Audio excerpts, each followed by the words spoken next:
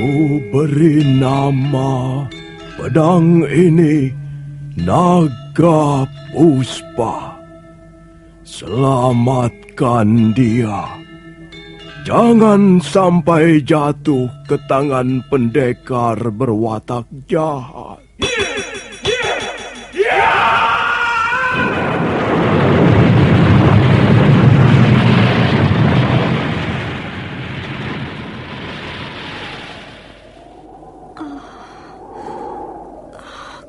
Kakang Kamandanu, kau masih juga tidak percaya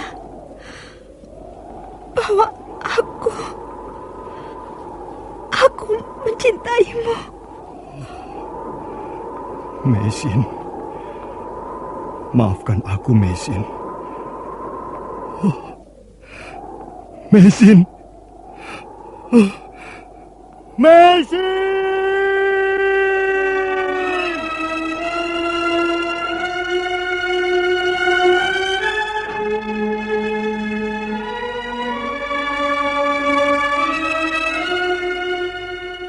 Tutur Tinula.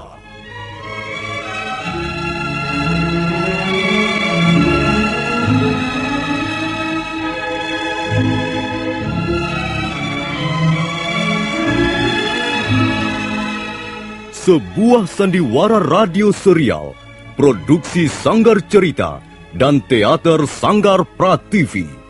Sebuah kisah dengan latar belakang sejarah runtuhnya Singasari dan berdirinya Kerajaan Majapahit.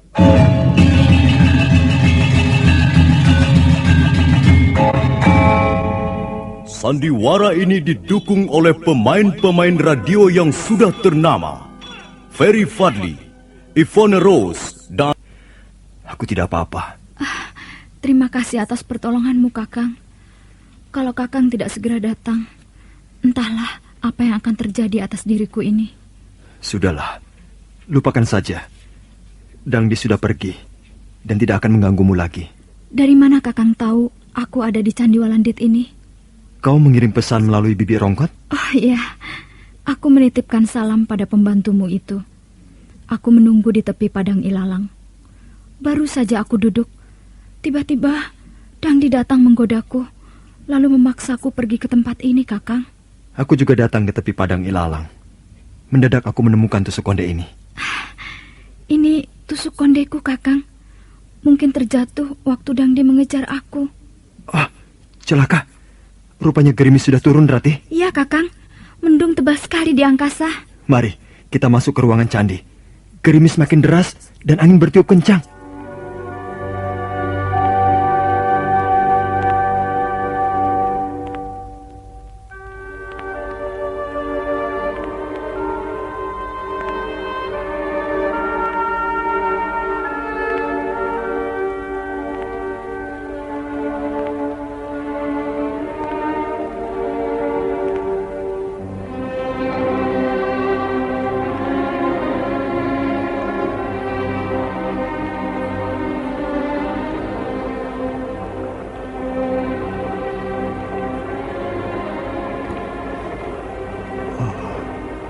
Pakaianmu terkoyak, Rati. Iya, Kakang. Dangdi sungguh kurang ajar. Dia mau membuatku malu. Kelihatannya dia tergila-gila padamu. Dan karena kau tidak menanggapinya, dia nekat. Aku benci melihat laki-laki seperti Dangdi. Dia sok kaya dan sok berani.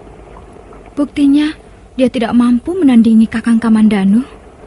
Oh, Kakang, lihat, ada pelangi di sebelah sana. Aku sudah melihatnya sejak tadi, Rati. Mengapa Kakang diam saja?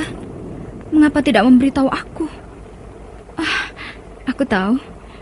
Kakang Kamandanu sudah bosan melihat pelangi, bukan? Pelangi itu indah sekali. Tapi apa, Kakang? Tapi aku dibuatnya kesal. Aku benci. Mengapa?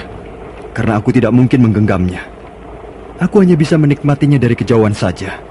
Kalau Kakang ingin menggenggam pelangi, Kakang harus dapat menjerat leher burung Garuda. Nah, Kakang lalu naik di punggung burung raksasa itu, terbang ke angkasa. Itu mustahil. Bisa saja. Kakang jangan putus asa. Tidak, Rati. Pelangi itu terlampau jauh. terlampau indah, tapi mustahil kumiliki untuk selamanya.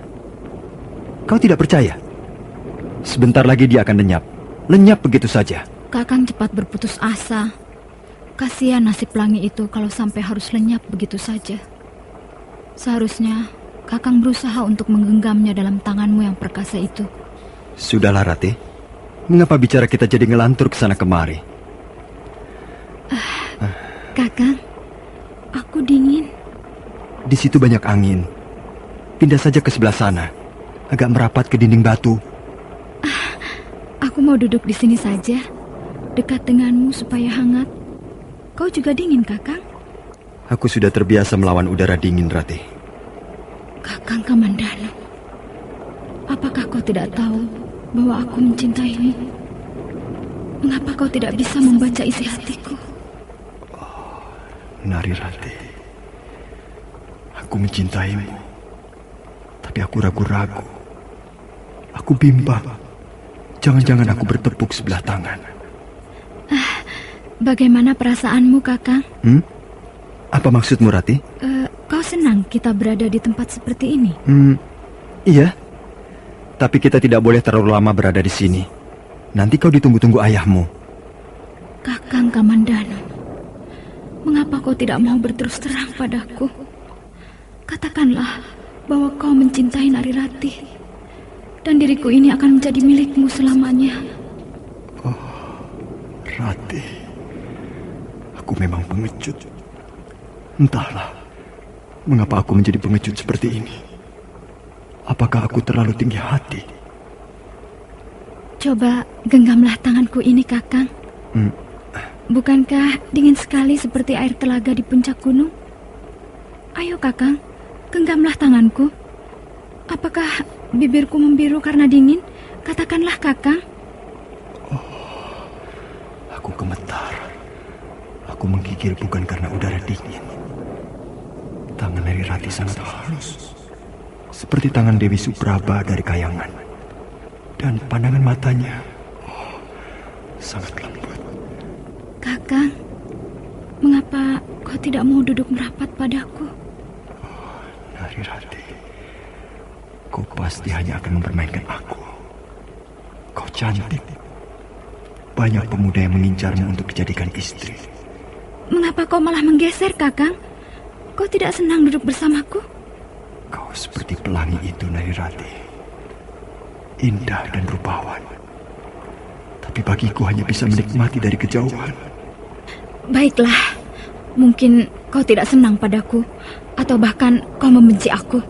Kalau begitu, aku pergi saja. Ratih! Aku mau pulang.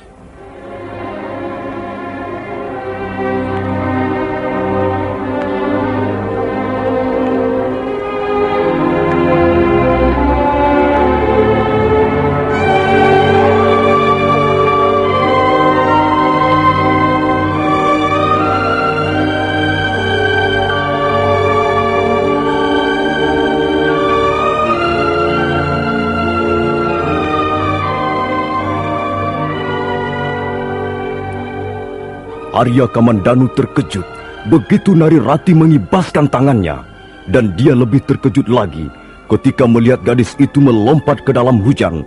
Sebentar kemudian mereka berdua sudah kejar-kejaran dalam cucuran air hujan. Nah, para pendengar sekalian, bagaimana kelanjutan kisah ini? Apakah Nari Ratih benar-benar tersinggung dan marah? Dan bagaimana sikap Arya Kamandanu? Silahkan mencari jawabannya dalam seri berikut. Sampai jumpa.